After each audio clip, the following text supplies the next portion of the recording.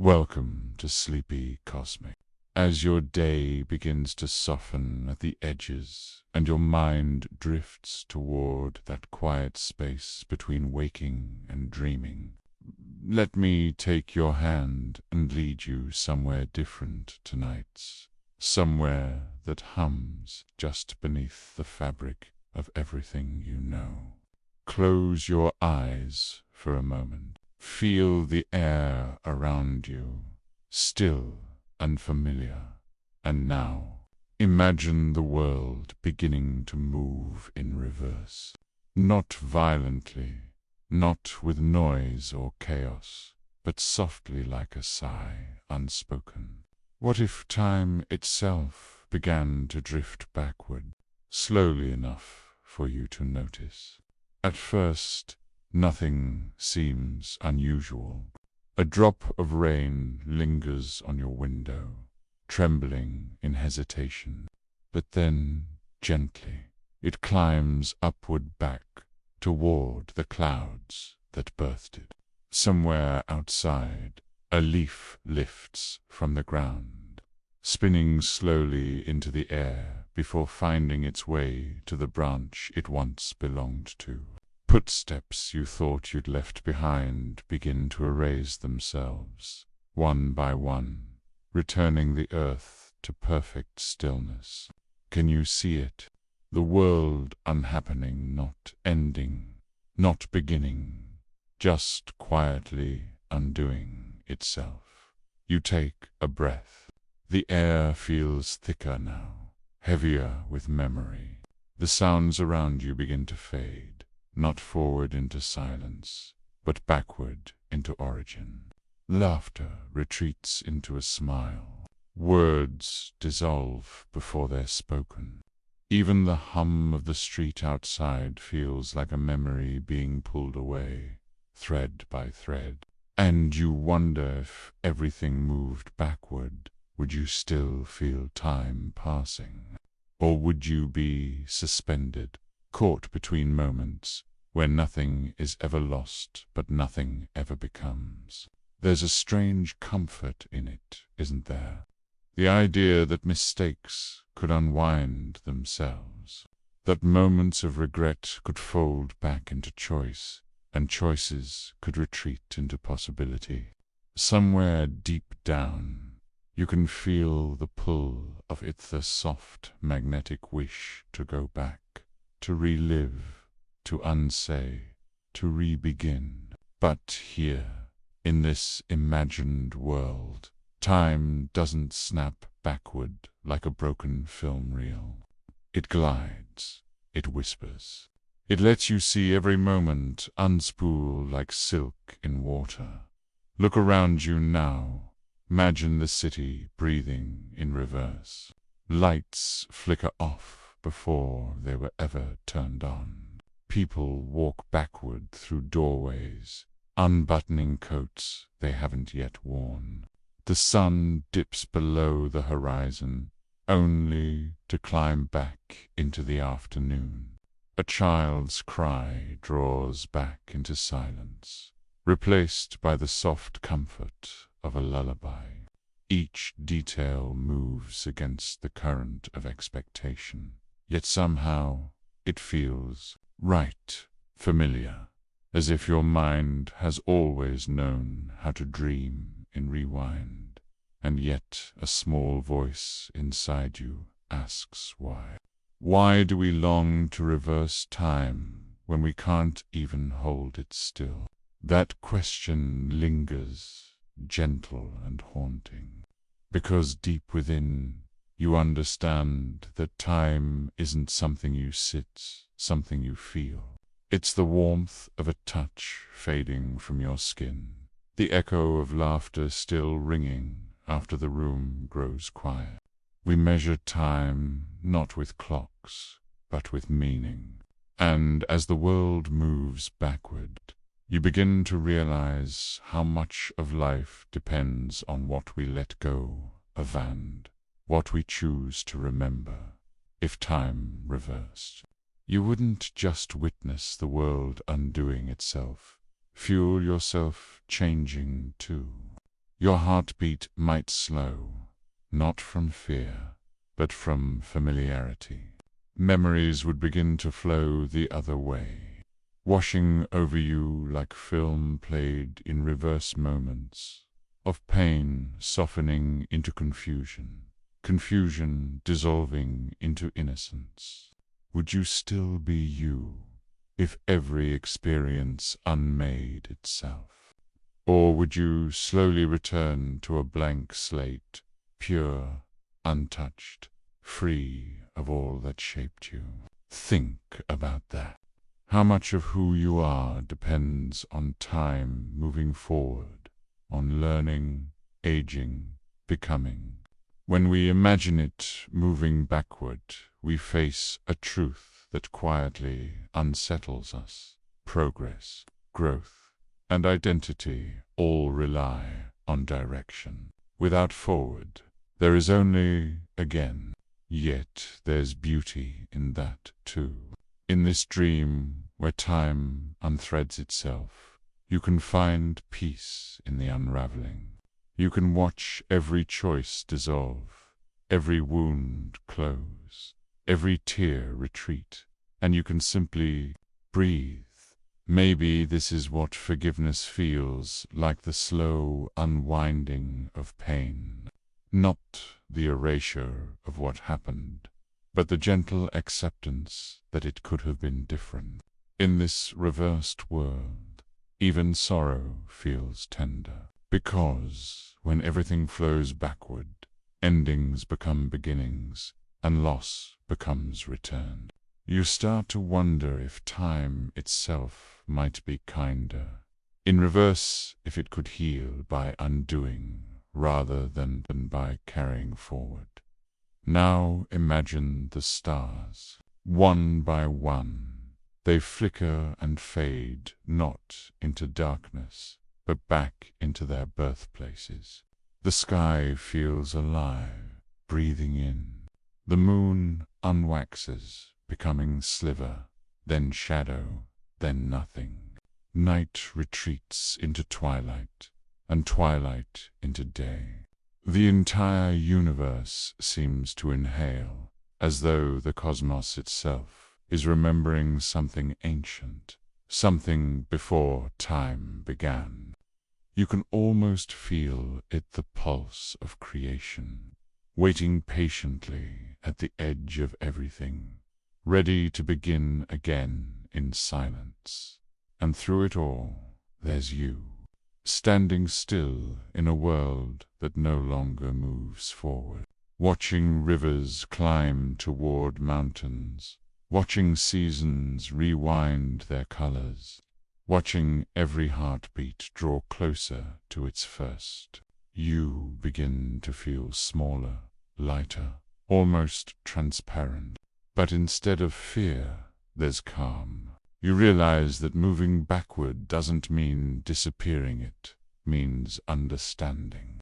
Seeing how each moment was woven together, and how every thread leads home. So, as you drift deeper into this thought, ask yourself, if you could truly watch time move backward, what would you look for first? The moment you laughed without fear, the face of someone you miss, smiling before goodbye, the version of yourself who hadn't yet learned what loss was. The beauty of reversal lies not in the past itself, but in the tenderness of seeing it again, knowing what it meant.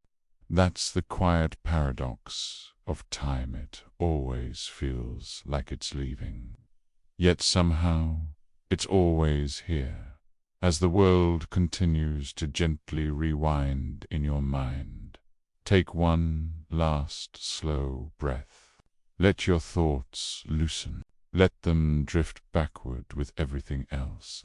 You are safe in this place, this soft edge of imagination, where time doesn't demand or rush, it only listens. Tonight, you don't need to move forward. You don't need to fix or reach. You only need to be. Because even as we dream of rewinding time, what we truly seek is the peace to pause right here in this breath, betwixt between what was and what's to come. If you've ever stared at a clock long enough, you've felt it, that quiet authority in its rhythm, tick by tick, second by second. It marches forward with the certainty of sunrise. But imagine, just for a moment, the hands beginning to move the other way. The tick becomes a tock the rhythm doesn't push ahead, it pulls behind. Every second that was about to arrive is suddenly reclaimed by the past. The clock still moves, but its purpose, its direction, has quietly inverted. What if that wasn't just a dream, but a rule? What if time itself began to fold back on its own design? To understand what that means, we first have to talk about something that governs everything: entropy. It's not just a word for scientists. It's the invisible tide that decides why your coffee cools, why mountains erode, why memories fade. Entropy is the universe's tendency toward disorder, a quiet drift from structure to chaos. Every broken glass, every fading star, every heartbeat moving toward stillness follows its law. It's the reason time feels like a one-way street, because every moment we live is one step deeper into entropy. Story written in only one direction, forward. But what happens if that law reverses? If the tide that carries everything toward decay begins to recede? Imagine a shattered glass slowly reassembling, its fragments gliding back into perfection. Imagine warmth returning to your cold cup of tea, the air bending its molecules backward to restore what was lost. On the surface, it feels magical, hopeful, but underneath, it's profoundly strange. Because if entropy reversed, so would every cause and every effect. A candle would not burn, it would light would stream back into the wick, and you, watching it happen, would have no memory of ever lighting it. That's what scientists call the arrow of time. It's the direction that everything in the universe seems to prefer, the one-way flow from order to disorder, from cause to effect. You could say it's nature's handwriting. Every sunrise, every echo, every aging cell is a mark on the same page. But if that arrow turned around, if it pointed the other way, the script would start erasing itself line by line. It's not that we'd feel time running backward, it's that we wouldn't notice at all, because our thoughts, our memories, even our emotions would unspool with it. It's humbling, isn't it? The idea that time isn't something we own, but something we're carried by like a leaf on a river. We like to think of ourselves as moving through time, but maybe time moves through us, sculpting every breath, every moment of awareness. When that current reverses, all the rules you've come to trust, cause and consequence, before and after, choice and result, collapse into one shimmering illusion. You might see the waves return to the sea, but you'd never realize they were leaving it. And yet, there's beauty in that thought. Because even if the universe's physics feels far away, the concept of reversal touches something intimate. Haven't you ever wished to pause the melting of ice on your skin, to keep a sunset from slipping away, to hold on to a feeling before it fades into memory. That quiet ache is your awareness of entropy. It's your mind recognizing that everything you love moves forward toward loss. Time reversal is not just a theory, it's a longing, but dream that maybe, somewhere, the universe keeps a version of things before they changed. In physics, the equations that describe motion gravity, electromagnetism, quantum mechanics, they don't really care which direction time moves. The math works both ways. It's only entropy that gives time its arrow. Without it, there's symmetry, a perfect balance between before and after. So, if time ever began to reverse, you wouldn't feel chaos, you'd feel harmony. You'd see the world smoothing itself, heat returning to warmth, chaos becoming order. It would look less like destruction and more like healing. The universe exhaling in reverse. But here's the twist, the deeper meaning behind the sign. Entropy isn't just a physical rule. It's a mirror of human life. We grow older. We change. We scatter pieces of ourselves across time. We lose things we thought we'd keep forever. But in that process, in that slow unfolding of seconds, there's purpose. Because order emerging from chaos isn't creation, it's memory. The story of the universe isn't written in explosions. It's written in the calm after. Reversal might sound peaceful, but progressive, and when it decays is what makes meaning possible. Still, there's something hypnotic about the thought of time moving backward slowly, almost compassionately. Imagine walking on a beach where your footprints rise from the sand and merge back into the earth. The waves recede, carrying away no trace of you. The air grows colder, but your heart feels lighter. You are no longer chasing time. Time is returning to you. That vision is comforting, not because it defies physics, but because it answers a secret wish to rest in a world that unhurries itself. And perhaps that's the real physics of reversal, not the math, but the mercy. The idea that behind every ending lies the blueprint of a beginning, quietly waiting to return. The laws of thermodynamics tell us that entropy can never truly reverse. Imagination doesn't obey those laws. Here, in this stillness, you can watch seconds unfold backward. You can see the unmelting ice, the rejoined stars, the universe tidying its edges.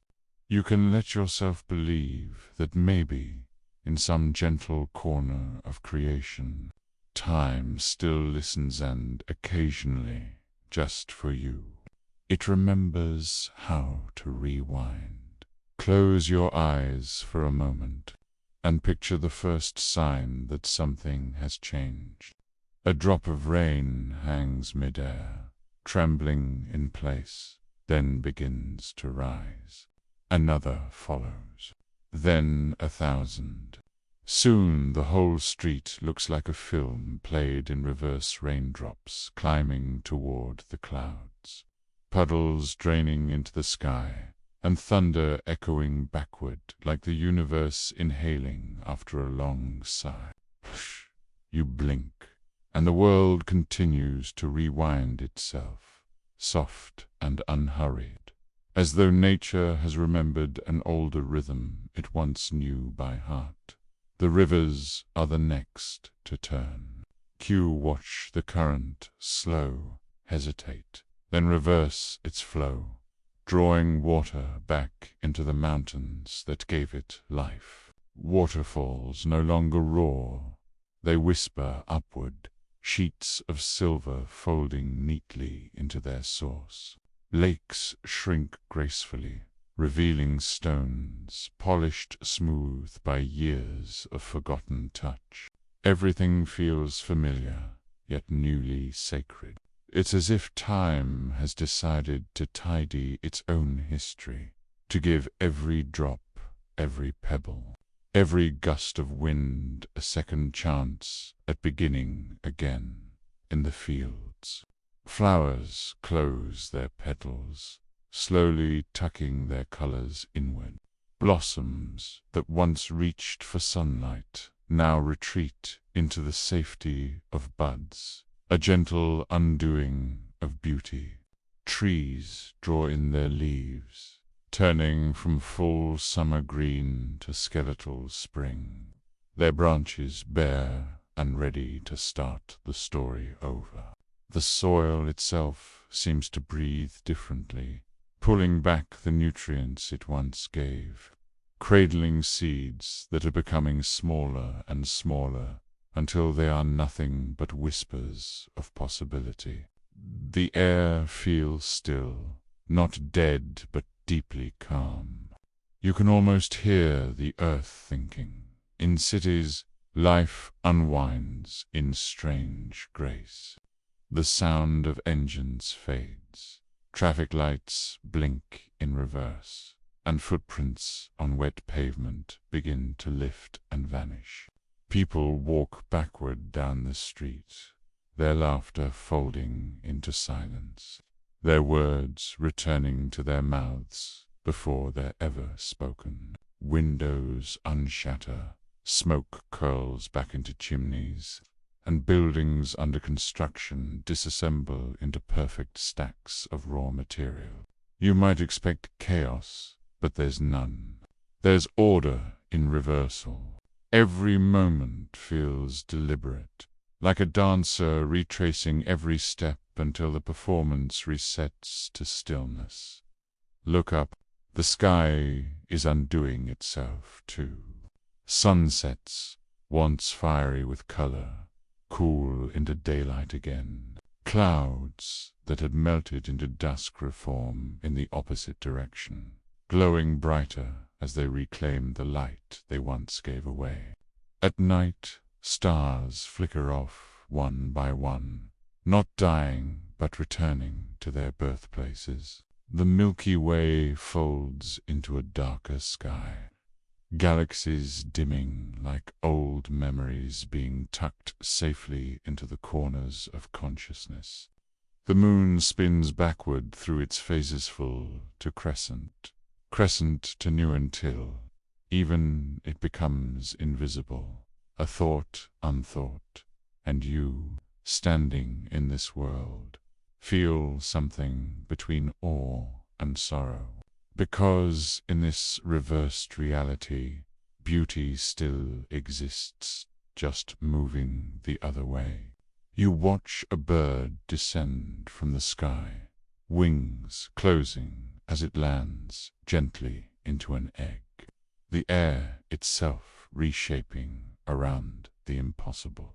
You see a child's tears returning to their eyes, pain erased before it was felt. Lovers unhold hands, drift apart, and become strangers again. The past doesn't haunt here, it heals. Every mistake, every scar, every broken piece finds its way home to the moment before it fractured. But the price of healing is forgetting. In this world, nothing lingers long enough to learn. The ocean feels especially strange. Waves roll backward with majestic precision, swallowing their own foam. Ships retreat into the horizon stern first, their wakes vanishing before they're ever made. Fish swim not toward food but toward origin. Coral reefs unbloom, their colors receding like light leaving glass. Even sound behaves differently. Echoes precede voices, and silence comes before song. You start to wonder, if everything around you is unmaking itself, what happens to your own story? You lift your hand, and even the motion feels unfamiliar. Your skin tightens slightly, tiny lines smoothing away. The air against your palm feels denser, like the atmosphere itself is thickening back toward its younger composition. The sunlight shifts in toneless yellow, more white because the Earth is spinning backward through its orbit, retracing seasons in reverse. Winter becomes fall becomes summer, and you can almost smell the difference in time. The world isn't ending. It's returning to the place where endings haven't been invented yet. But this backward motion isn't only physical, it's emotional too. Memories begin to unthread themselves. You recall saying goodbye to someone, but now that memory slides in reverse, the goodbye becomes a hello. Big ache becomes anticipation. You're not losing time. Time is losing you. It's a bittersweet kind of peace to know that all grief can be undone, but so can all love. In a world moving backward, every meeting is a farewell waiting to happen in reverse. Every heartbeat is an echo heading home, and yet there's a certain serenity in the symmetry. Watching life unfold in reverse teaches you something the forward world never could. That everything we see as destruction is just part of a longer rhythm. When you see a forest burn backward into green, or a city crumble itself into foundation, you understand that time isn't cruel, it's cyclical.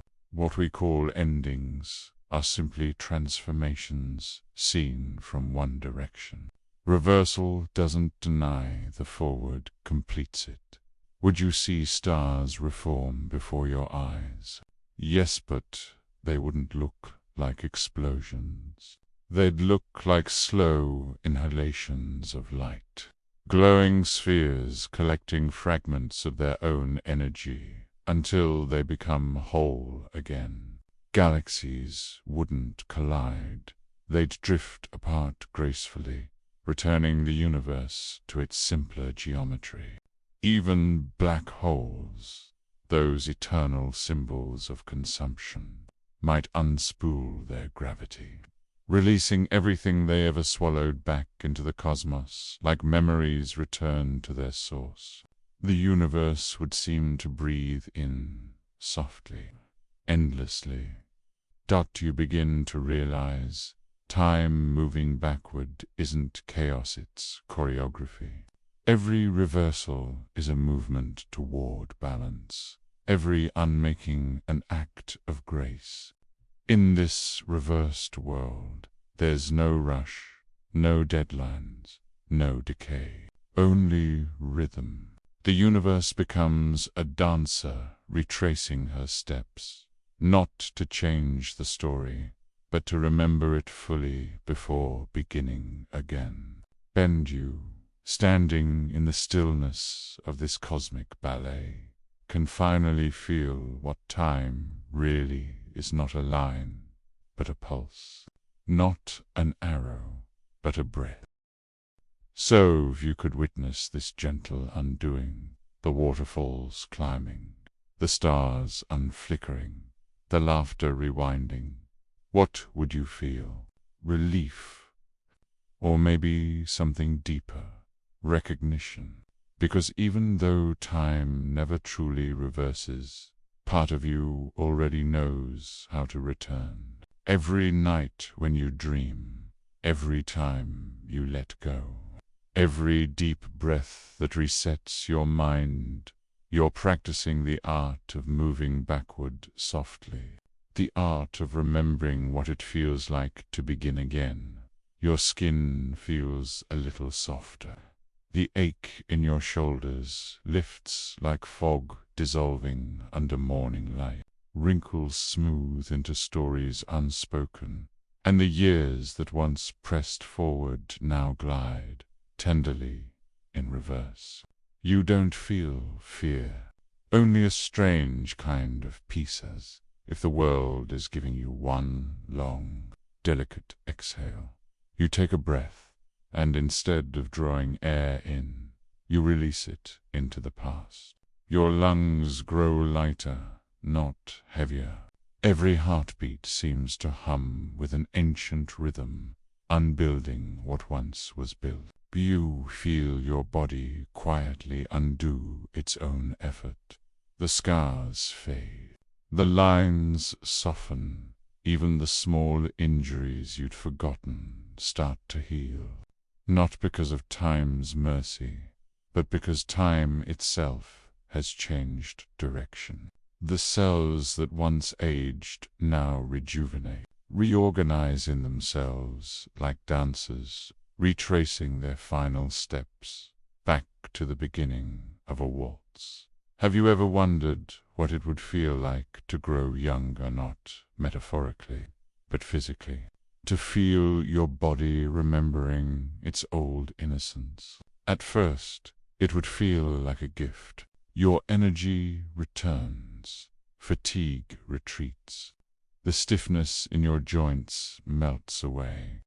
But as days pass backward, your sense of strength shifts into something else, a kind of fragility, born not from age, but from unaged.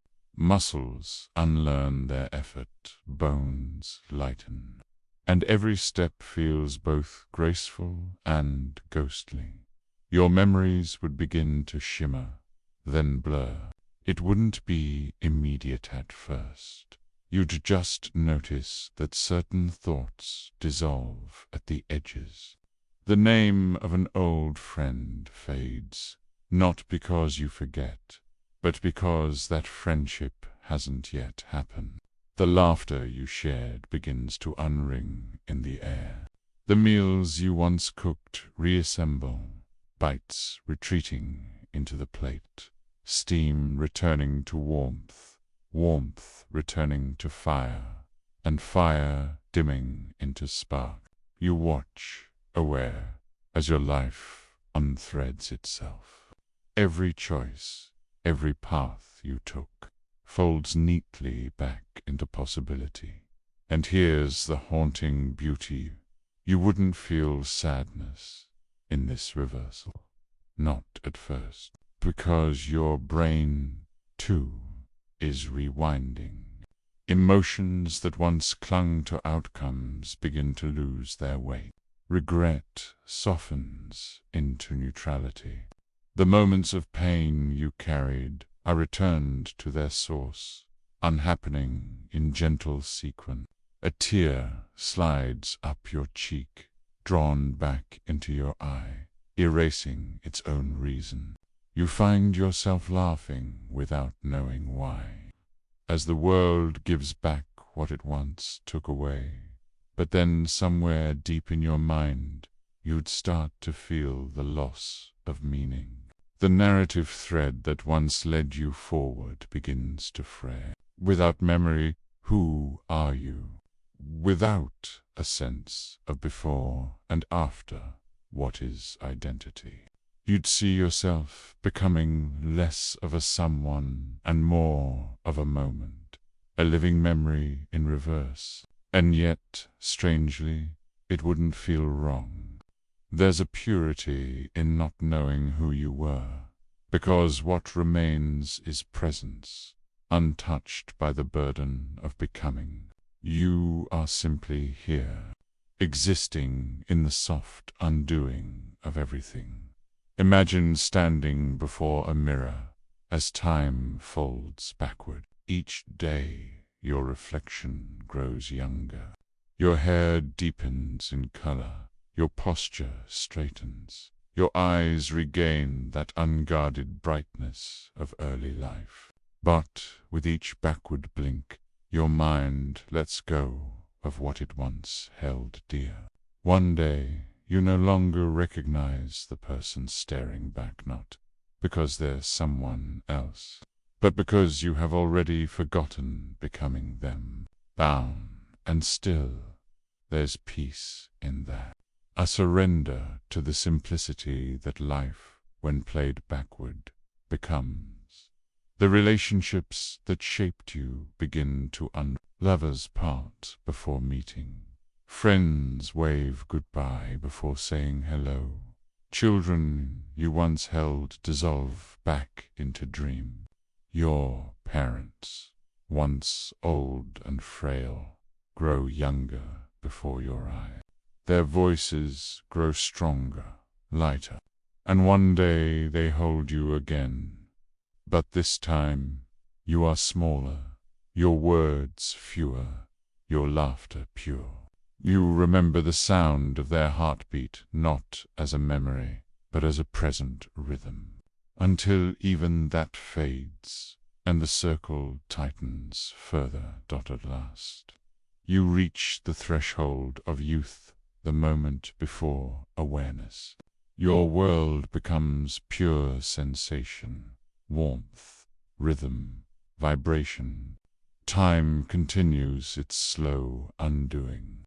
The language in your mind unravels. Thoughts fade into feelings, feelings into stillness. You are no longer aging backward. You are becoming unmade. The story that once began with your first cry now approaches. Its opposite is silence, so complete it feels sacred. And here lies the paradox. We spend our lives chasing time forward, trying to hold on, to make meaning, to leave traces. But in the gentle rewind, you see that meaning was never something you had to create. It was always there, woven into the simple act of existing. The backward flow strips away the noise, the striving, the mistakes, until only essence remains. You are no longer you, not in the way the world once defined it. You are every moment you ever lived, playing in reverse, returning home. Would it be frightening, this soft erasure? Perhaps, but maybe there's comfort in knowing that even if time were to reverse, life would still carry its quiet beauty.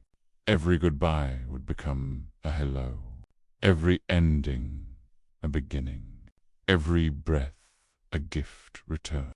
You wouldn't vanish, you'd simply fade into the same stillness that once brought you forth.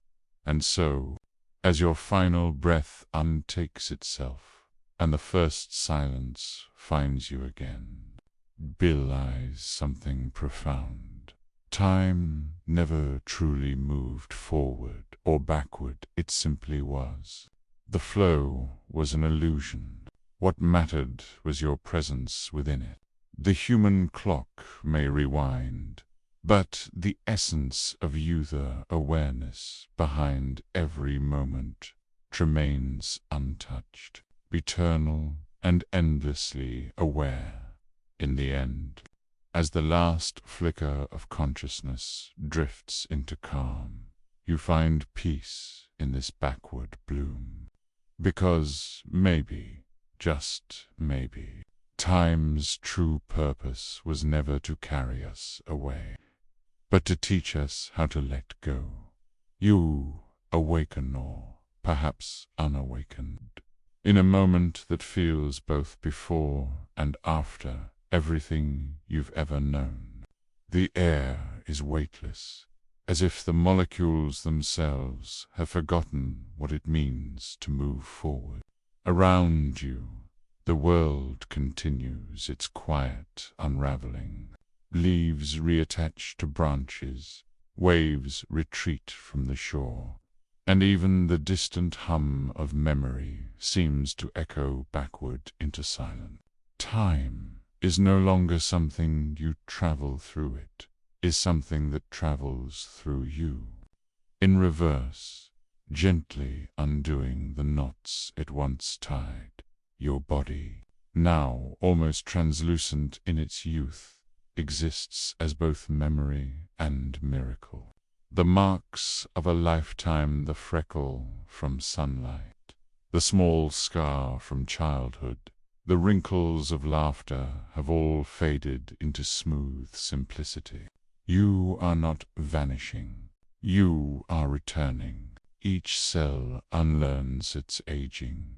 Each thought unwinds into stillness. And yet, you remain conscious enough to witness the beauty of your own undoing.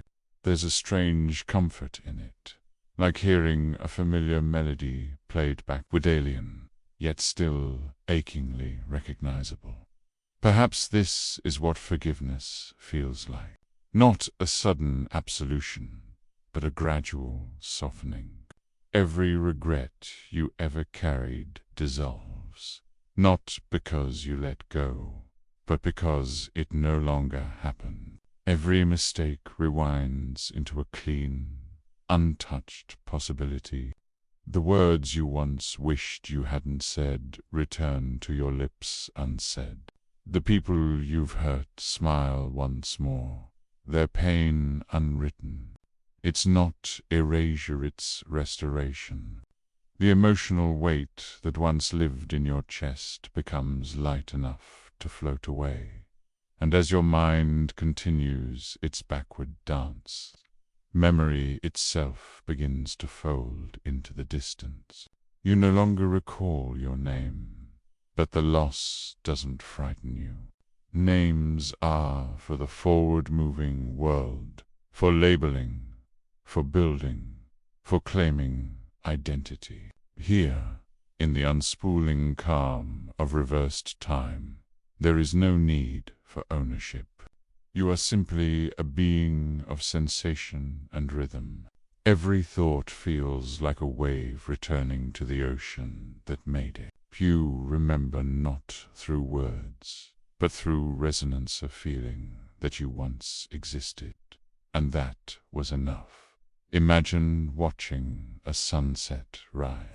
The last streaks of gold sink below the horizon, only to lift themselves back into the sky. Light grows instead of fades.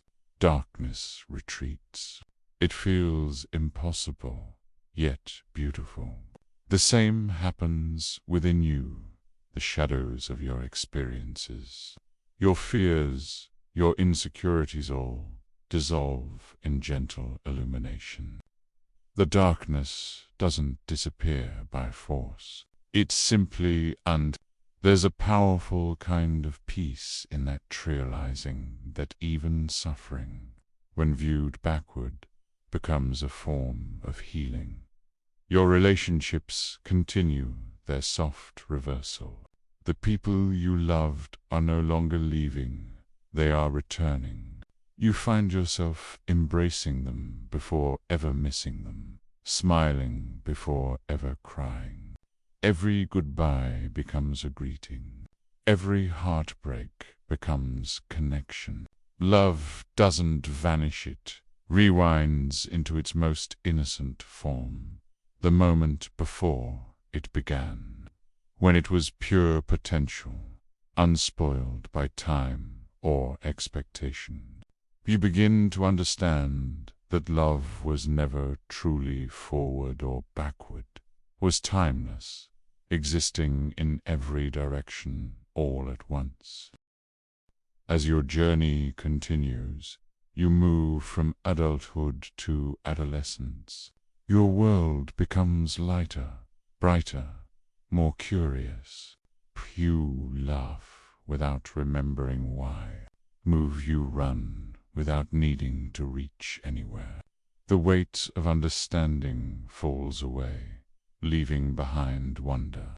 The mirror no longer reflects responsibility or expectation, it reflects possibility. You are no longer burdened by the idea of what you should be. You are what you are, perfectly incomplete, perfectly becoming unbecome. Then, one morning though, morning is a word, that no longer means much. You find yourself back in the threshold of childhood. The walls around you feel larger, the sounds more distant, the colors more vibrant. You hold objects that once felt ordinary stones, leaves, the corner of a blanket hand.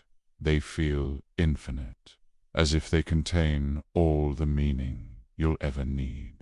You don't remember the future, and that's the point. You don't have to. The universe has taken the burden of time off your shoulders and placed it back into its own slow heartbeat. And as you drift further, language fades. Words lose their structure. Thoughts melt into feelings. Logic becomes lullaby. You speak less, not out of silence, but out of completeness. The need to explain, to understand, to define it all unravels into simple being. You no longer need to chase purpose, because purpose has already reached you, then softly released you again. You are a witness to existence in its purest form, life, returning to its source soon. Even the boundaries of your body begin to soften. The rhythm of your breath becomes shallower, slower, until it feels less like breathing and more like dissolving. You can sense your heartbeat, not as a thump, but as a whisperer, fading metronome, marking the last moments of time as you know it. The warmth in your hands retreats to your chest, then to your heart, then to somewhere smaller, deeper, quieter. You are shrinking, but it feels sacred. The vastness of a lifetime is being folded into something infinitely delicate. You feel the presence of others, perhaps the world itself, watching as you become smaller, younger, lighter. There's no fear, only the soft wonder of returning to simplicity.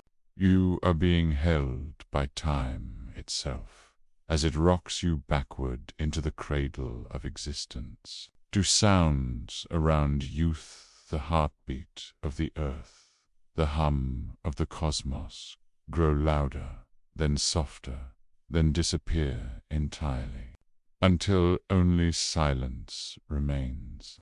And in that silence, you are not gone, you are potential again, pure, unformed, waiting. For a brief moment before the final reversal, you become aware of the vast symmetry of it all. Life and death, creation and undoing, they are not opposites, but reflections of the same eternal flow. Time has never been your enemy. It was always your teacher. And now, as you return to the start, you finally understand. The end is not the opposite of the beginning. It is its mirror. To go backward is to remember that everything was already whole then. With a breath that is not a breath, you pass the final threshold. Your heartbeat unwinds into stillness. Your consciousness drifts into quiet.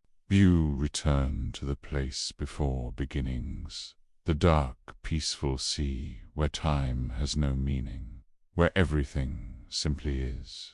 The universe exhales you one last time, and you become part of it once more. And if you listen closely beyond the silence, beyond the stillness, you can almost hear it. The sound of existence taking one more step backward into eternity. It's not an ending. It's not even a beginning. It's a return home. If time began to flow backward, would you still remember your past, or would you start to remember your future instead? It's a strange question, isn't it? You've spent your whole life walking in one direction, collecting moments behind you like seashells left on the shore. But if the tide of time began to move in reverse, those shells would roll back into the ocean, and with them, perhaps, your memories. So imagine this. You wake up one morning and remember tomorrow. You remember the sunrise that hasn't yet risen, the conversation that hasn't yet happened, the feeling of a goodbye that hasn't yet been said. What would it mean to remember something that technically hasn't occurred? Your mind would be quietly disoriented at first. Memory is how we anchor ourselves. It's the thread that weaves our sense of identity through time. The brain, in its ordinary rhythm, encodes experiences through the hippocampus, turning fleeting moments into the stories we later call our life. But in a reversed world, that process would run backward. Instead of recalling what you've lived, you'd recall what you're about to live. Every morning, you'd open your eyes already knowing the shape of the day ahead, the words you'll say, the mistakes you'll make, the laughter you'll share, and even the sigh that will close the night. Would that make life easier? Or would it unravel the wonder of not knowing? After all, uncertainty is the heartbeat of experience. Without it, could joy still surprise you? Could sorrow still teach you? Imagine sitting across from someone you love, already knowing the last thing they'll ever say to you. Would you savor it more deeply, or would the weight of inevitability break your heart before the moment even arrives? The flow of memory backward transforms anticipation into recall. It's a haunting symmetry. You'd live every joy twice, once in memory, once in reality. Science tells us that memory and imagination share the same neural pathways. When you remember, you're not simply retrieving a failure, rebuilding an experience. The hippocampus replays fragments, filling in the blanks, blending truth and perception. So, if time reversed, perhaps imagination and memory would merge completely. You wouldn't just predict the future. You'd remember it with all the vividness of lived experience. Every decision you make would already feel familiar, every mistake already forgiven, every success already known. The thrill of discovery might fade, but in its place, a strange serenity might emerge. You wouldn't chase outcomes, because outcomes would already belong to you. Yet there's something bittersweet about that thought, isn't there? Because in knowing what comes next, the present might lose its color. Our human hearts crave mystery. We live not just for meaning, but toward it. When you already remember the end, what happens to the story in between? Perhaps you'd find yourself savoring smaller details, the way light falls on a face, the warmth of a voice, the quiet between sentences. In a world where time rewinds, beauty might no longer live in the surprise of moments, but in their inevitability, the awareness that everything is unfolding exactly as it should, because it already has. Imagine remembering a sunrise that hasn't yet broken. You'd know the hues that will spread across the horizon, the exact second when gold will bloom into pink. But instead of diminishing the experience, maybe it would heighten it. You wouldn't be waiting for it, you'd be returning to it. Every moment becomes both a farewell and a reunion. The sun would rise for the first and last time, every time. That is the poetry of reversal.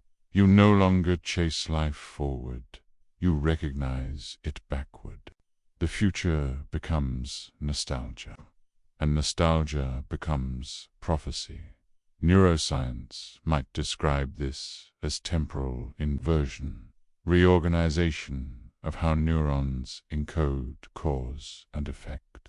But beyond the science, it's a meditation on identity. Who are you when your memories don't line up with time's direction? If you remember tomorrow, does that mean your choices are no longer free? Or does it mean they've always been etched into the fabric of the universe, waiting for you to re-experience them from the other side? Perhaps free will was never about changing the future, but about experiencing it consciously, whether forward or backward. There's a quiet kind of comfort in that idea. Because if you could remember tomorrow, maybe you'd worry less about what's coming. The unknown would dissolve. The anxieties you carry about what might happen would transform into gentle recollections of what already has. Regret would fade too, because in the backward flow, every regret would dissolve into innocence before the mistake. You would literally forgive yourself by forgetting forward. And yet, even in that stillness, a subtle ache remains. Our minds are built to seek meaning in progression, to move from question to answer, from birth to death, from cause to consequence. If time's arrow flipped, we'd need to learn a new language of existence, one where endings come before beginnings, and knowing replaces wondering. It would feel unnatural, at least at first. But perhaps with time, more rather, with untime, you'd realize that meaning doesn't depend on direction. It simply exists, woven into the tapestry of being itself. In a world where memory flows backward, perhaps you'd find enlightenment not by seeking, but by remembering what was always known. The secrets of your life would come to you not as discoveries, but as dossier voix soft, familiar whisper reminding you that you've been here before and will be here again, endlessly. Because maybe that's what time really is, not a line, but a loop, not a river moving forward, but a tide that endlessly returns, carrying with it the fragments of everything we've ever been, and everything will ever be again. And if you, standing in that strange reversed reality, could whisper one message to yourself, to the you that still lives forward, might be this: stop running from tomorrow. It's already waiting for you. And it's more beautiful than you can imagine. Close your eyes for a moment and imagine the stars beginning to breathe backward. The sky, that endless expanse of black velvet dusted with light, starts to move in slow, elegant reverse. Galaxies unwind like ancient spirals of silk. The radiant arms of the Milky Way fold inward, pulling starlight back toward their glowing cores. Supernova, the brilliant, catastrophic deaths of stars, gently unburst, gathering their scattered fragments as though tidying up the stage after a performance. The universe begins to inhale. Everything you've ever known, every story written in starlight, starts its long return to silence. If time itself were flowing backward, the cosmos would become a vast symphony in reverse. The stars that once expanded into fiery giants would now shrink, their surfaces cooling as they drift back into quiet stability. Planets would unwind their orbits, tracing invisible ribbons back toward their birthplaces. And far out in the cosmic dark, black holes, the deepest throats of gravity, would begin to unconsume, releasing the very light they had swallowed. It would be as if the universe were exhaling its secrets one last time before drawing its final breath inward. You might expect such a vision to feel violent or chaotic, but in truth, it would be breathtakingly serene. Every motion that once roared forward through time now moves softly backward, like a film running in slow motion. Explosions fold into stillness. Ashes become stars again. Light returns to its source. The great cosmic web, the vast network of galaxies connected by invisible filaments, begins to tighten, drawing closer, denser, as if the fabric of existence itself were being carefully revealed. You can almost feel the hum of entropy reversing, order returning to the cosmos, grain by grain, atom by atom. It's a strange kind of beauty, the beauty of undoing, because when you reverse time on such a colossal scale, what you witness isn't destruction, but restoration. It's the return of everything scattered to everything whole. Stars planets reassemble. Even the cosmic background radiation, the faint whisper left behind by the Big Bang, grows louder as it gathers back into a single, glowing note, vibrating through the dark. The universe becomes music playing in reverse. Not discordant, but hauntingly complete. You can hear it in your imagination, the hush before the first chord, the quiet anticipation of something vast about to begin again. But what would it mean to see all of this? To witness the entire cosmos folding itself inward, unmaking its masterpiece. You might feel small, yes, but not insignificant. Because even as galaxies collapse into points of light and matter retreats into the density of creation's beginning, you'd realize something profound, that you, too, are part of that cycle. The atoms that make up your skin, your breath, your heartbeat, they're following the same rewind. The calcium in your bones, born from a long-dead star, now returns to its stellar cradle. Every molecule of you is journeying home. There's a sense of peace in that, a reassurance that nothing in this universe is truly lost, only rearranged, only returning. The forward flow of time feels like scattering, like drifting ever farther from the center of meaning. But backward motion feels like belonging, like being called home by the same cosmic rhythm that once cast you outward. The great reversal reminds you that creation and dissolution are just two sides of the same breath. The universe has always been exhaling, and in this imagined moment, it finally begins to inhale again. Scientists call this possibility the Big Crunch, a hypothetical future where the expansion of the universe slows, stops, and reverses.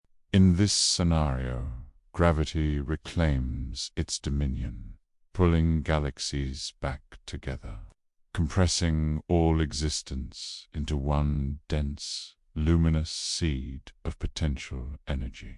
Bet in our slow rewind. It isn't a sudden collapse.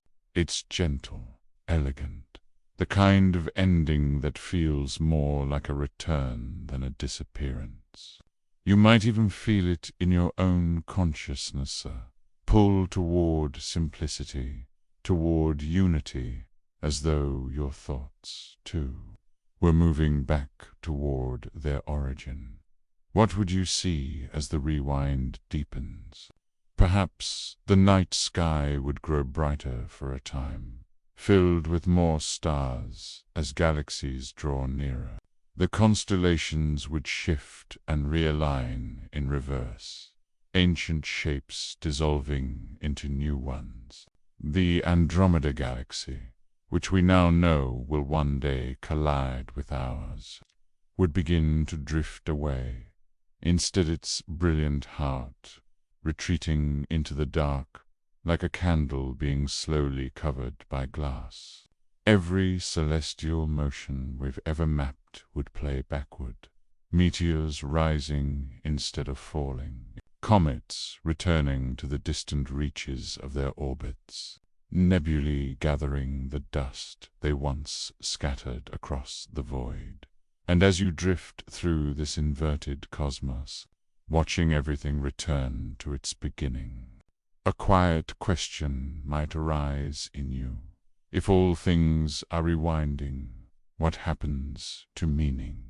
If the story of existence folds back upon itself, does the purpose of it fade, or does it finally reveal itself in reverse? Perhaps it's only in looking backward that we see the elegance of the pattern, the symmetry of beginnings and endings intertwined. Maybe every collapse is really just the universe remembering its first breath. There's a particular awe that comes with this thought, the awe of realizing that the universe doesn't move toward or away from something. It simply breathes, expansion and contraction, birth and unbirth, existence and unexistence, soul part of one infinite cycle of motion and stillness. If you could stand outside of time for a moment and watch it all unfold backward, you'd see not chaos, but choreography. Every reversal perfectly balanced, every unspun thread leading back to the same luminous origin point. The big unbanged ut. And what of that final moment, the instant when everything collapses into one? It wouldn't be loud. It wouldn't be catastrophic. Bill. It would be silent, utterly still. A singular moment of infinite density, where all of space, all of time, and all of consciousness converge into one impossible point of peace. No sound, no distance, no before or after, just pure potential waiting to breathe again. It's almost comforting, isn't it, to imagine that at the end of all endings, the universe doesn't vanish. It rests, it gathers itself, it prepares for another beginning. So, as you lie there, floating through the gentle rewind of eternity, maybe you realize something timeless, that the universe isn't running out of time. It's simply remembering how it started. And perhaps deep within that memory, within the slow pulse of cosmic reversal, there's a reflection of your own life, too. Every loss, every ending, every goodbye, all someday finds its way back home. Because even as the stars unshine and the galaxies unspan, one truth remains. Nothing beautiful is ever truly gone. It's only waiting to begin again. Every moment of your life moves in one direction forward. You breathe, you age. The coffee cools in your cup, ice melts into water, and leaves crumble into dust. Everything that once was whole slowly falls apart, following an invisible rule that governs not just your days, but the entire cosmos. That rule is entropy, the quiet force behind the forward arrow of time. It's the reason the past feels solid and the future uncertain. It's the reason moments slip through your fingers and never return. But what if that law was rewritten? What if the arrow of time broke and began to point the other way? Entropy is, at its core, the universe's tendency toward disorder. It's what makes eggs break but never unbreak, what turns stars into ash and galaxies into dust. When scientists describe entropy, they often speak in equations or probabilities. But at its heart, it's not mathematics, the story of loss, of things falling apart. Every system, from a cup of tea to a human life, drifts toward chaos. Yet in that drift lies the rhythm of existence. It's what gives meaning to growth, decay, and every fleeting heartbeat between. Now, imagine that rhythm slowing, pausing, and gently beginning to play in reverse. The shards of broken glass lift themselves from the floor, edges glowing as they seal back into a flawless cup. The cooled coffee warms in your hands, steam curling upward again. The leaves on the ground stitch themselves back into branches, turning brown to green as the wind exhales backward. In a reversed entropy world, disorder unwinds itself. Chaos learns grace again. Every system moves toward perfection instead of decay, toward clarity instead of confusion.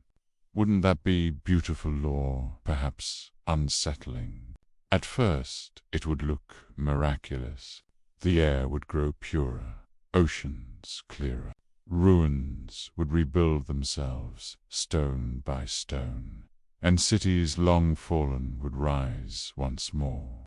Even your body, governed by the same physical laws, would begin to heal without effort. Bruises would fade before they form. Wrinkles would smooth.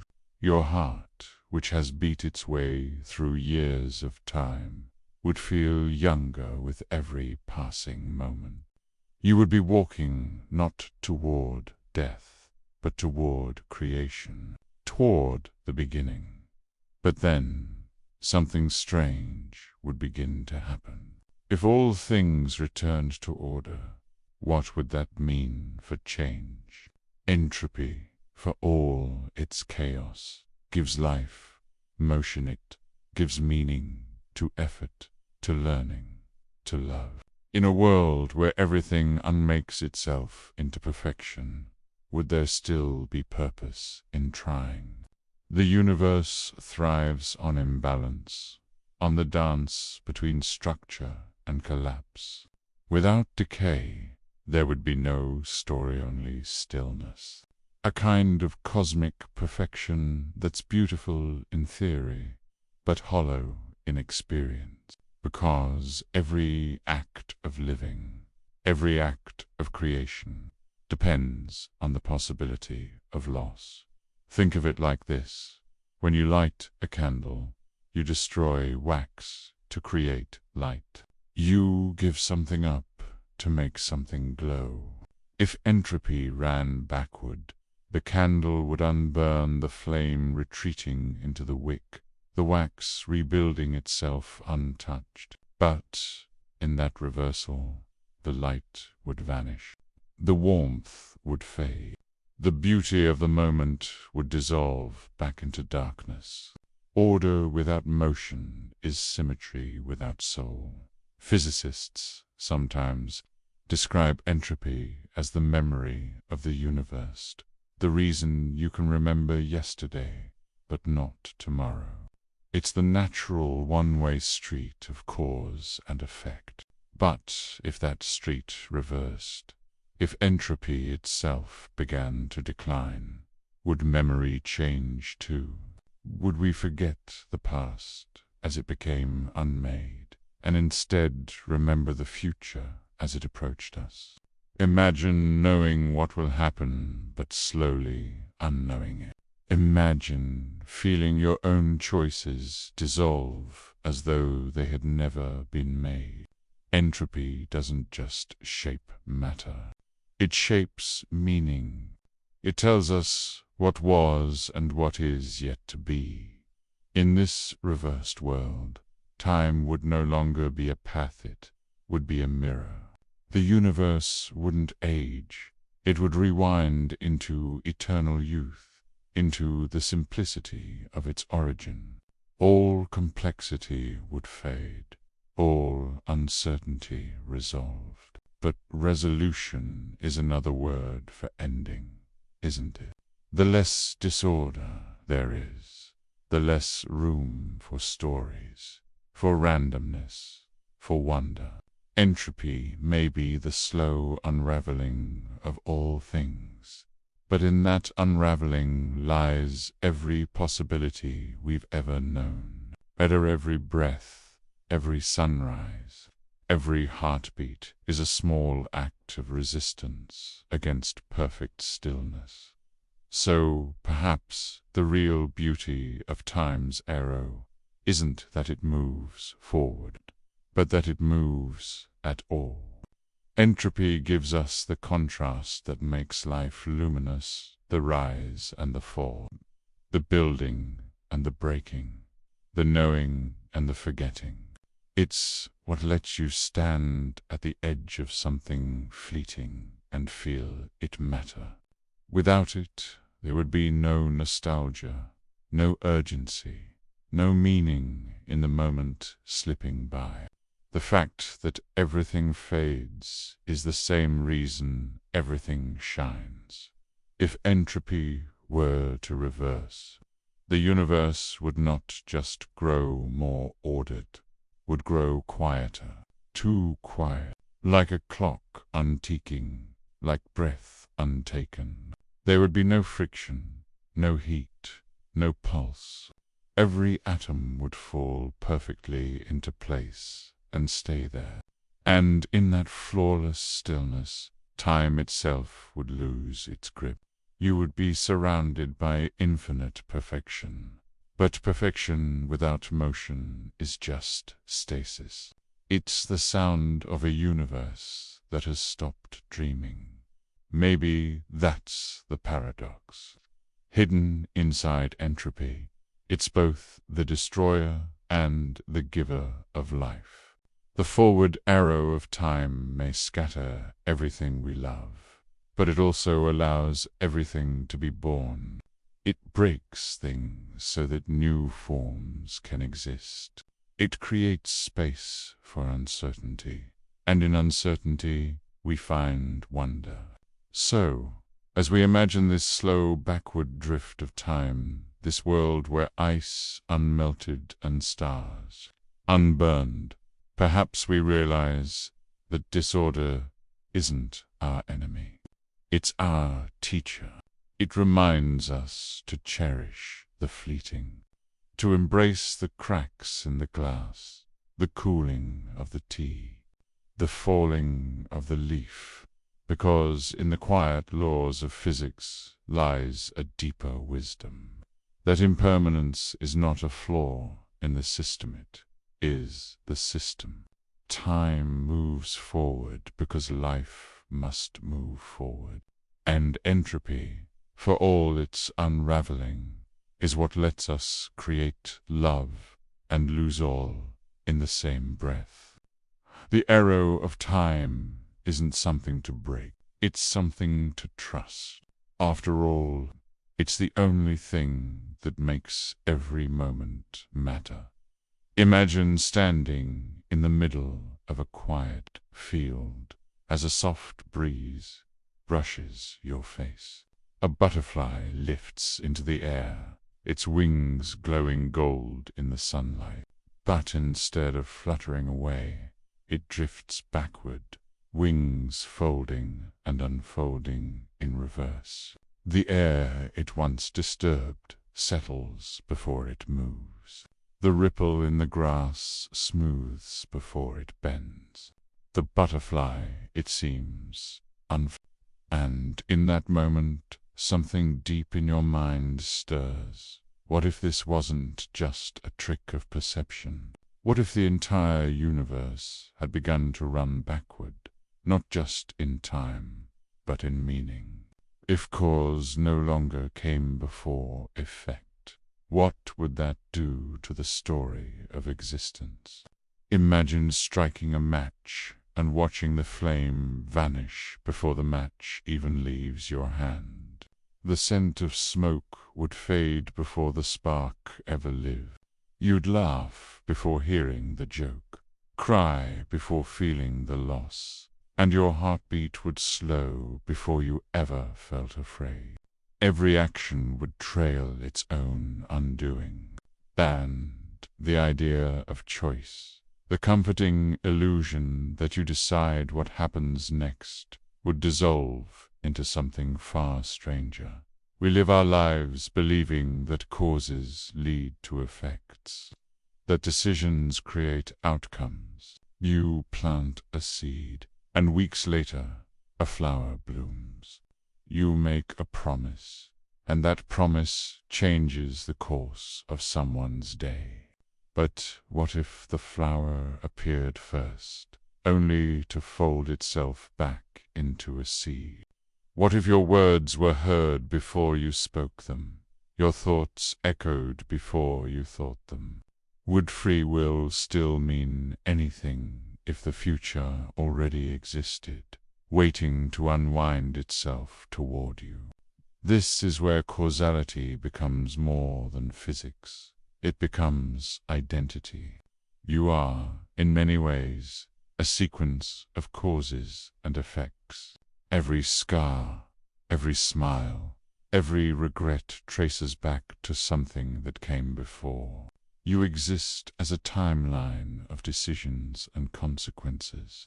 But if that timeline began to run in reverse, you would start to see outcomes before choices, tell you to feel healing before pain, forgiveness before the wound, love before the meeting. The entire human experience would become a story read backward, one that still makes emotional sense, but not logical sense. And yet, there's something beautiful in that inversion, isn't there? Imagine hearing a song backward, the melody dissolving into echoes, the ending becoming the beginning. There's a sadness in it, yes, but also a strange serenity. Because in this reversed universe, every heartbreak would carry the promise of reunion. Every goodbye would hold the seed of a first hello. Every mistake would unmake itself, and every loss would find its way home again. Time, in its backward drift, would teach us that endings are just beginnings, viewed from the other side. But let's follow the butterfly. Again, the one unflapping in the field. In a world where cause follows effect, that butterfly wouldn't just return to the cocoon. The cocoon would appear before the butterfly ever existed. The air would move first, the wing second. Reality would loop in on itself, creating meaning after it happens. And that would challenge something profound inside us, our sense of accountability. If actions come after results, who's responsible for what happens? Are we the authors of our lives, or just readers of a script already written backward through time? Think of the stars for a moment. In a reversed universe, they wouldn't shine and then fade. They would dim before they ignite. Their final light would be the first thing you'd ever see, and their formation would be the last. Cosmic birth would masquerade as death, and death as creation. The night sky would look like memory itself, light retreating into darkness, like thoughts unthinking themselves. If everything unfolded this way, would you feel awe, or melancholy? Maybe both. Because to live in such a world would mean watching every dream you've ever had gently rewind into silence. It would mean remembering futures and forgetting pasts. You'd walk backward through your own footprints, watching them fill in behind you. Every conversation would end before it began. Every tear would unfall. But maybe that's the universe reminding us of something simple yet profound, that cause and effect are not prisons. They're stories, and, like all stories, they can be read in either direction, each way offering a new kind of truth. The philosopher might say that if causality reversed, destiny would replace free will. Every outcome would already be known. Every choice would be the echo of something inevitable. But the poet in you, the dreamer who looks at stars and wonders what they remember, might whisper something different. Maybe destiny and choice are the same thing, seen from opposite ends of time. Maybe the act of choosing isn't about changing the future, but about aligning with the story you were always meant to live. There's something hauntingly comforting about that, isn't there? The idea that even if time unraveled, even if every cause became an effect, and every effect became a cause, the pattern would still hold beauty. Because behind the logic of it all lies something deeper, intention. The universe doesn't just happen, it expresses. Every reversed motion, every mirrored breath would still carry a kind of language. It's as if existence itself is speaking in two directions at once. Forward for the living, backward for the remembering. If you could remember tomorrow, what would you do differently today? If you knew the joy that's waiting at the end of sorrow, would you fear the pain that comes before it? That's the quiet paradox of causality. It makes meaning possible. Forward or backward, what matters isn't the order of events, but the awareness that binds them together. Whether you breathe before or after, the sigh doesn't change the fact that you are breathing, that you are here, existing between what has been and what will be, held in the soft tension of now. So, perhaps the butterfly unflapping isn't a mistake in the system, but a reminder. Bet a whisper from the universe that every motion, no matter how small, carries both its cause and its consequence inside it. Maybe we are all butterflies, our lives a series of wing beats, echoing both forward and backward in time. Maybe what we call choice is just the soul remembering what it already knows, and what we call destiny is simply the future waiting patiently to be remembered. If time moved backward slowly, and you saw the butterfly return to stillness, maybe you'd finally understand that nothing truly ends. Every effect, every cause, every fleeting moment is part of the same eternal breath, inhaled and exhaled by a universe that remembers both directions of time.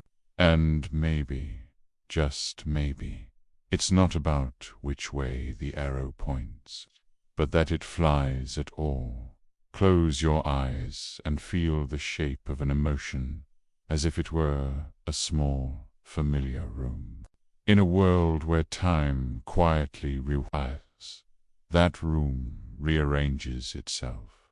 Sorrow peels back into longing, anger folds into surprise, and joy unfurls into the hush before a laugh. Emotions are not simply events we endure. They're movements, rhythms that follow the arrow of time. When the arrow bends, feeling bends with it. What if grief became a river flowing toward comfort instead of away from it? What if love softened into the first curious glance again? The idea unsettles and seduces at once. Imagine a heartbreak that heals by traveling backward. You do not claw your way out of pain. Instead, the wound peacefully retreats into the moment before it opened. The tears climb back up your cheeks, and the silence that followed a fight becomes a breath of reconciliation you once took for granted. There is a tenderness to unmaking pain a mercy that does not erase meaning, but returns it to possibility. You find that what you thought permanent was only a temporary knot, loosened by time's patient rewind. Consider joy unspooling. A laugh you remember begins at the end and curls back to its beginning, so that the sound of it arrives as a warm echo before the cause is felt. Strange as it sounds, this reversal can heighten delight. Knowing the outcome does not always flatten wonder. Sometimes it deepens it. If you could taste a perfect moment twice, once in memory and once in experience, you might learn to treasure subtler notes in between, the pause in someone's breath, the soft pressure of a hand, the gentle way sunlight leans across a shoulder. This backward feeling also changes attachment. In normal time, loss carves hollows into your life that you learn to live around. In reverse time, loss becomes return. The person who left walks back into your arms before they ever left. The absence heals into presence. Yet there is a cost: continuity. The narrative thread that ties who you were to who you are thins. You remember futures and forget pasts. Identity shifts from a steady story to a sequence of present moments, each complete in itself. The backward life asks you to be whole in each instant rather than built across them. Empathy feels different too. Mirror neurons in your brain, the quiet cells that echo another's expression, would still respond, but they would mirror future pain and future joy, not past cues. You would feel the ripple of another's emotion before they do, answering a smile that has yet to form or soothing a sorrow that is still gathering.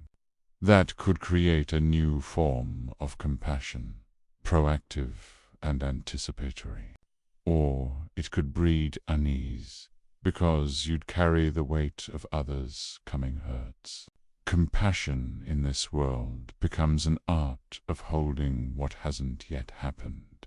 There is also a peculiar kind of forgiveness, embedded in backward feeling. Regret unknots itself and becomes a lesson in reverse. The apology arrives before the offense. The reconciliation precedes the argument. In such a world, holding onto bitterness seems futile. Things unhurt themselves into tenderness. But forgiveness without the memory of harm can feel empty, like a song without its verses. The sweetness of reconciliation arises because once there was pain to reconcile. If pain vanishes before it is known, the moral texture of compassion shifts, and so does the meaning of making amends. Then there is longing, the ache for what is not yet held. Backward, time turns longing into a peculiar nostalgia for what is to come.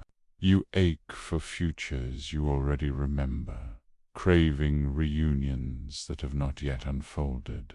FOMO, F-O-M-O, gains a different edge.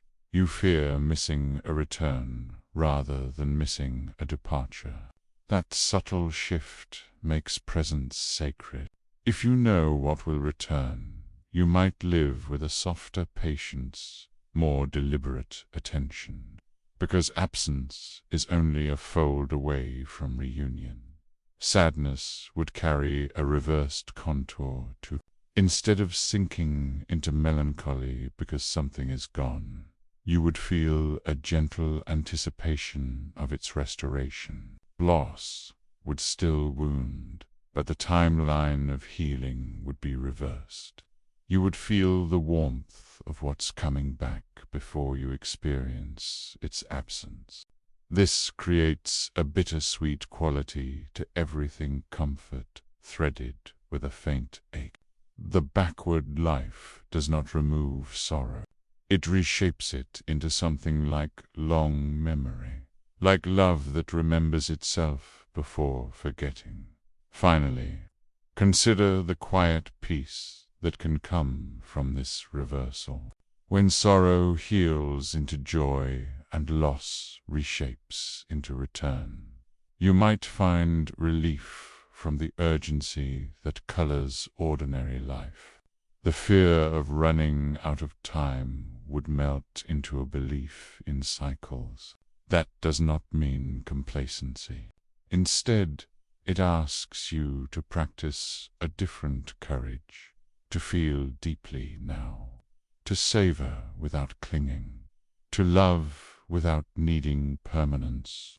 In a universe that remembers the future, the bravest act may be to remain present, to accept change, to carry tenderness into each unfolding moment. What if consciousness itself began to drift backward, like a tide pulling softly from the shore? Imagine sitting quietly, and instead of thoughts arising and fading, they fade, first and forming, unthinking, unbeing, till the mind becomes a mirror that reflects what has already vanished. In a world where time rewinds, would awareness still feel forward to us? Or would we begin to remember futures instead of pasts? Our intuition guiding us not by experience, but by echoes of what has yet to unfold. The question is both unsettling and beautiful. Could a mind exist that remembers the future? Close your eyes and picture your day in reverse. You end it by waking up. You unspeak your words, unfeel your emotions, and unthink your thoughts. At first, it might sound mechanical, like a film running backward. But what if awareness doesn't obey chronology at all? Neuroscience tells us that consciousness is not a single event, it's a pattern, a synchronized rhythm between neurons firing in different regions of the brain. If those rhythms could invert, if they danced backward, might perception still find its own direction? Perhaps we would not notice time reversing at all, because we only ever live inside the present slice, the eternal now between what was and what will be. The mind, after all, does not truly live in time, it experiences time. And that difference is everything. by in dreams. We already live outside the clock. Entire lifetimes can pass between blinks of the waking eye. A dream can begin in the middle of a story, and yet we accept it as truth, because awareness bends to the structure of feeling, not physics. So what if reversed time felt more like a lucid dream where we drift through moments we somehow remember before they happened? A dream undreamed could still hold meaning, because meaning isn't linear, it's emotional. It's the connection between moments that gives them weight, not their order. Imagine experiencing joy before its cause, laughter blooming before the joke, gratitude swelling before the kindness is shown. Would you still call it gratitude, or would it become something else, an innate readiness to feel wonder? In a reversed flow of time, emotions could become anticipations rather than reactions, shifting the essence of awareness itself. The conscious mind might stop asking, "Why did this happen?" and start whispering, "What is about to heal me next?" That shift, subtle but profound, could reshape not just how we think, but how we are. Some neuroscientists speak of temporal binding, the way the brain stitches moments together into a continuous story. Without it, perception falls apart into isolated fragments. But what if, in reverse time, binding still worked, just in the opposite direction? Your awareness would link what's coming to what just unhappened, giving you a sense of flow, even as the river runs upstream. You might still feel agency, still feel choice, though your choices would come after their consequences. Free will would invert into a kind of graceful acceptance. You would still live authentically, but as a witness to a destiny already written in reverse ink. It's tempting to think awareness depends on memory. But perhaps it's the other way around. Memory depends on awareness. When you remember, your brain reactivates the same neural patterns that once lit up during the event. But what if, in reversed time, those activations happened first? What if memory was simply pre-experience, the ghost of something your consciousness has not yet touched? You might recall things before living them, like déjà vu, stretched into a way of being. Maybe that's what intuition is, a tiny sliver of mind already running in reverse. In mindfulness practice, there's a teaching: you are not your thoughts. You are the space in which they appear. That space, that silent observer, doesn't age. It doesn't move with time, it watches time move through it.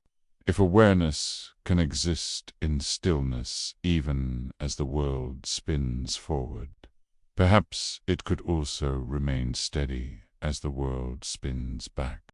The mind might observe the unforming of events the way it now observes their unfolding peacefully, curiously, without resistance. Awareness would remain the same ocean, even if the waves began to return to their source instead of breaking on the shore. And maybe, just maybe, that backward consciousness could feel like healing. Every regret dissolves before it's born. Every misunderstanding untangles before the hurt begins. Instead of learning from pain, we would unlearn pain altogether. But even that, paradoxically, could make us less human, because much of our growth comes from the friction of time moving forward. Our mistakes, our longing, our search for meaning. If awareness ran in reverse, we might lose the hunger that pushes us toward wisdom. B would drift in serenity, but would serenity still matter if it had no contrast? Yet something in this idea still feels strangely right, because deep down we already glimpse reverse awareness in small, quiet ways. When we sense a moment is ending, we often begin to feel nostalgic before it's even gone. When we fall in love, we sense the story before the first chapter is written. Our consciousness, it seems, already leaks a little backward-tasting futures, remembering feelings that haven't happened yet. It's not proof of reversed time, but it hints that the mind is not bound to a single direction. It can move where meaning moves. So if one day you woke to find time flowing gently the other way, don't panic. You'd still be you, the watcher of moments, the dreamer of patterns, the awareness behind the mirror. You'd still laugh, cry, love, and wonder, only in a sequence that folds back into itself, like breath returning home. Perhaps that's all consciousness ever was, not a journey through time, but time's way of looking at itself.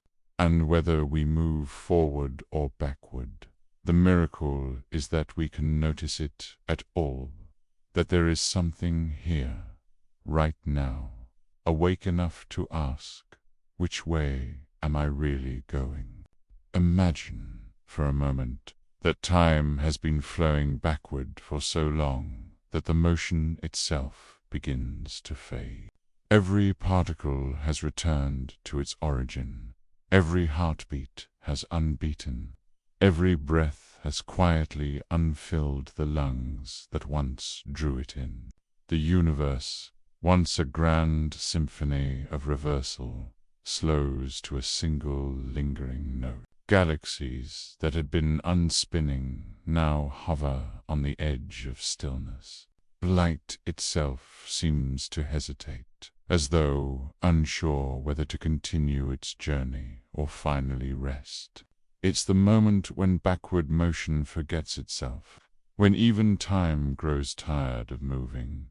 It's difficult to imagine stillness so complete that nothing happens at all. We're creatures of rhythm, the tick of a clock, the pulse in our wrists, the inhale and exhale that mark our existence.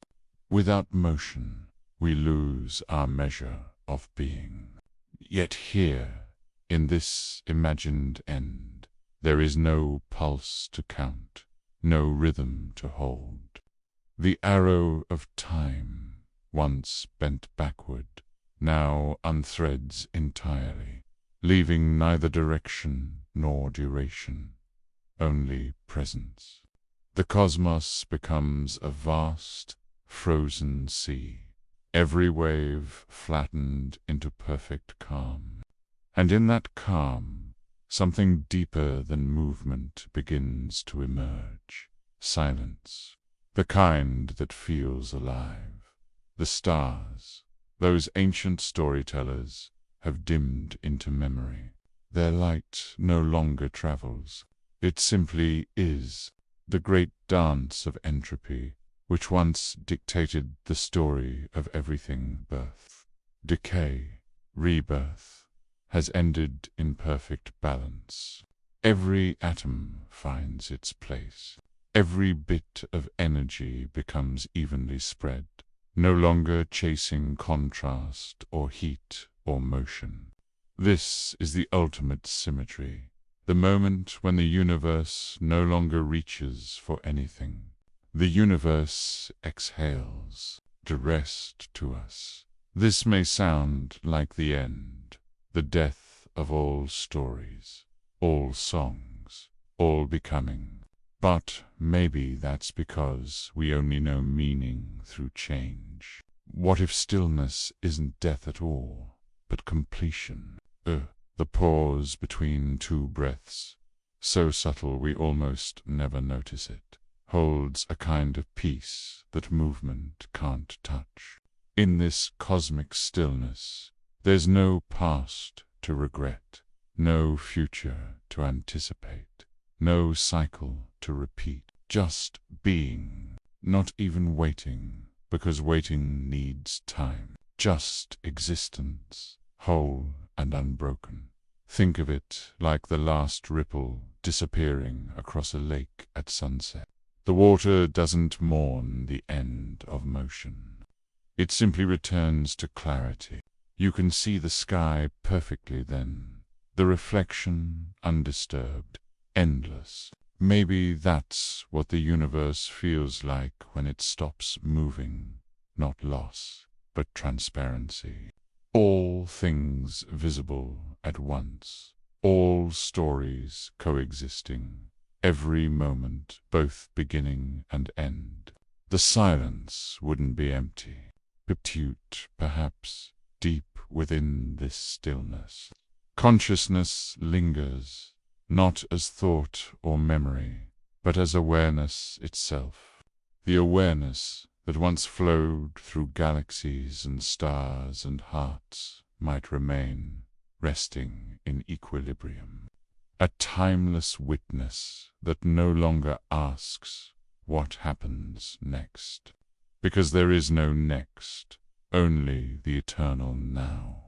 We often fear that end, the erasure of motion, of time, of identity. But maybe it's not erasure at all. Maybe it's the final merging with the rhythm we've always been part of, without even knowing it. There's something liberating in imagining that.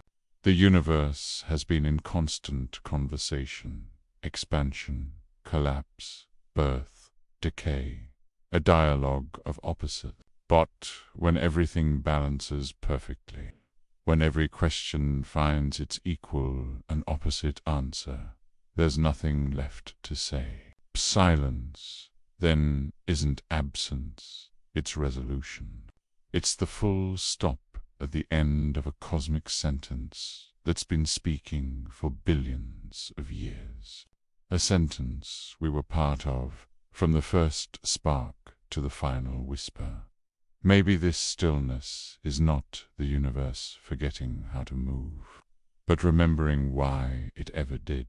Maybe motion was never about progress or direction, but about experience, about feeling the depth of being alive.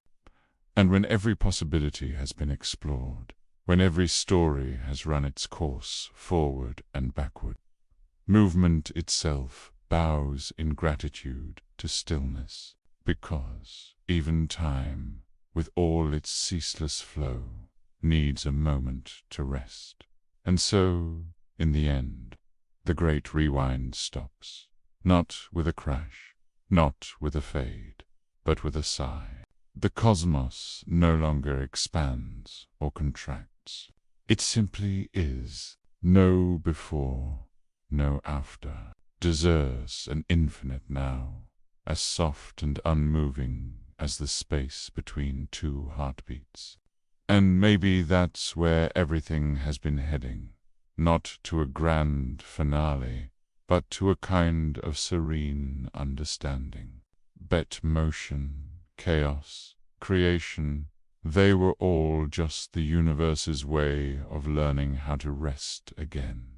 If you listen closely, perhaps you can still hear it, that final hum beneath everything, the last note that never fades, the quiet pulse of existence that asks for nothing and becomes everything. This is not the end of time. It's the end of needing time. The moment when the universe, and maybe somewhere deep within it, you finally remembers how to be still. Imagine, for a moment, that time has been flowing backward for so long that the motion itself begins to fade. Every particle has returned to its origin. Every heartbeat has unbeaten. Every breath has quietly unfilled the lungs that once drew it in. The universe, once a grand symphony of reversal, slows to a single lingering note. Galaxies that had been unspinning now hover on the edge of stillness. Light itself seems to hesitate, as though unsure whether to continue its journey or finally rest. It's the moment when backward motion forgets itself, when even time grows tired of moving. It's difficult to imagine stillness so complete that nothing happens at all. We're creatures of rhythm, the tick of a clock, the pulse in our wrists, the inhale and exhale that mark our existence. Without motion, we lose our measure of being. Yet here, in this imagined end, there is no pulse to count, no rhythm to hold. The arrow of time, once bent backward, now unthreads entirely, leaving neither direction nor duration, only presence. The cosmos becomes a vast, frozen sea, every wave flattened into perfect calm. And in that calm, something deeper than movement begins to emerge. Silence, the kind that feels alive. The stars, those ancient storytellers, have dimmed into memory. Their light no longer travels. It simply is. Be the great dance of entropy, which once dictated the story of everything. Birth, decay, rebirth, has ended in perfect balance. Every atom finds its place. Every bit of energy becomes evenly spread, no longer chasing contrast or heat or motion. This is the ultimate symmetry, the moment when the universe no longer reaches for anything. The universe exhales, and rests to us. This may sound like the end, the death of all stories, all songs, all becoming. But maybe that's because we only know meaning through change. What if stillness isn't death at all, but completion? The pause between two breaths, so subtle we almost never notice it, holds a kind of peace that movement can't touch. In this cosmic stillness, there's no past to regret, no future to anticipate, no cycle to repeat. Just being, not even waiting, because waiting needs time. Just existence, whole and unbroken. Think of it like the last ripple disappearing across a lake at sunset. The water doesn't mourn the end of motion. It simply returns to clarity. You can see the sky perfectly, then the reflection undisturbed, endless. Maybe that's what the universe feels like when it stops moving. Not loss, but transparency. All things visible at once. All stories coexisting. Every moment both beginning and end. The silence wouldn't be empty. It would be complete, perhaps, deep within this stillness. Consciousness lingers not as thought or memory, but as awareness itself. The awareness that once flowed through galaxies and stars and hearts might remain, resting in equilibrium. A timeless witness that no longer asks what happens next, because there is no next, only the eternal now. We often fear that end, the erasure of motion, of time, of identity. But maybe it's not erasure at all. Maybe it's the final merging with the rhythm we've always been part of, without even knowing it. There's something liberating in imagining that. The universe has been in constant conversation, expansion, collapse, birth, decay, a dialogue of opposites. But when everything balances perfectly, when every question finds its equal and opposite answer, there's nothing left to say. Silence, then, isn't absence, it's resolution. It's the full stop at the end of a cosmic sentence that's been speaking for billions of years. A sentence we were part of, from the first spark to the final whisper. Maybe this stillness is not the universe forgetting how to move, but remembering why it ever did. Maybe motion was never about progress or direction, but about experience, about feeling the depth of being alive. And when every possibility has been explored, when every story has run its course forward and backward, movement itself bows in gratitude to stillness, because even time, with all its ceaseless flow, needs a moment to rest.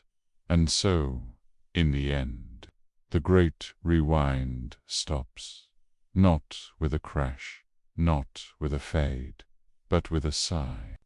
The cosmos no longer expands or contracts, it simply is. No before, no after, just an infinite now, as soft and unmoving as the space between two heartbeats. And maybe that's where everything has been heading, not to a grand finale, but to a kind of serene understanding, that motion, chaos, creation, they were all just the universe's way of learning how to rest again.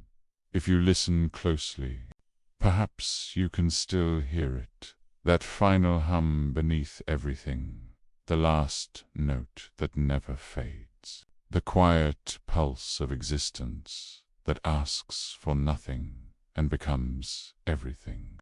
This is not the end of time. It's the end of needing time. The moment when the universe, and maybe somewhere deep within it, you finally remembers how to be still. And so, here we are, at the end of motion. The stars no longer drift, the planets no longer turn, and even thought itself feels slower, softer, like a sigh that forgets to end. You can almost sense it, that delicate space between what was and what will be, a hush so complete it feels sacred. Time has stopped, and yet you are still here, a witness to stillness, a traveler in a place where nothing changes, but everything is quietly alive. It's strange, isn't it? After all this imagining hours of watching moments unravel in reverse, of seeing causes fade into their effects, of watching life untangle itself into possibility, we arrive not at confusion, but at peace. It turns out that when time finally stops, when all movement ends, there's no panic. There's only stillness. Only breath, only awareness. What if this pause, this end, isn't an ending at all, but the purest kind of beginning? Maybe every story, even one told backward, has been leading to this, a return to silence, to the blank page before the first word. You can almost feel the universe resting its tired head, content that everything that ever could happen has already played its part. The galaxies, once spinning with purpose, now rest in quiet balance, not asleep, not dead, just still. And in that stillness, maybe something extraordinary happens. Maybe awareness doesn't vanish. Maybe it deepens. Like when you close your eyes at night and the world dissolves, only for your mind to awaken in dreams. Could this cosmic pause be like that? the universe closing its eyes, drifting into a new kind of dream. One where time is no longer the rule, but the memory of a game that's been lovingly set aside. If time were a story, this would be the comma between sentences, not the full stop. A gentle pause before the next chapter writes itself. Maybe that's what all endings really are. Pauses disguised as conclusions. The moment before a seed decides to sprout again. And as you sit here somewhere between heartbeat and infinity, maybe you can sense it too. That quiet readiness beneath the calm. The human mind is rarely still. It leaps, it analyzes, it replays and predicts. But here, in this imagined place where time has forgotten to move, there is no next moment to chase, no past to regret, just presence, just now. It's unsettling at first, because we're wired to reach, to move, to want. Yet after a while, the stillness begins to feel like home. You realize that movement and rest were never opposites. They were partners, each giving meaning to the other.